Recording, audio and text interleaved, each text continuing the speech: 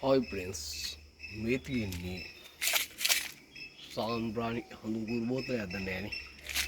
මේ තියෙන්නේ උම්බලකොට බලයා බෝතලයක්. ඔයගොල්ලන්ට මෙන්න මේ ආකාරයට උම්බලකොට කියලා ගහලා තිබෙනවා වගේම මූඩිය කොළ පාටට උම්බලකොට පිඟාන බෝතලයේ ඇඳලා තිබෙනවා බලා ගන්න පුළුවන්. තවද මොකද මේක තවද මෙන්න මේ ආකාරයට අපිට පොල්ලද්දි සකසක ගාලා හෙල්ලීමේ හැකියාවක් තිබෙනවා. අපි පොඩ උම්බල කොට එක අන්බොක්ස් කරමු.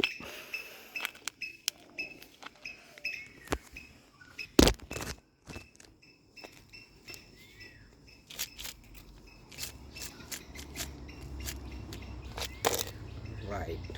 ඕගොල්ලන්ට මෙන්න මේ ආකාරයේ උම්බල කොට කැබලි වගේක් මෙන්න මේ ආකාරයෙන් මූඩි අන්බොක්ස් කරලා තිබෙනවා.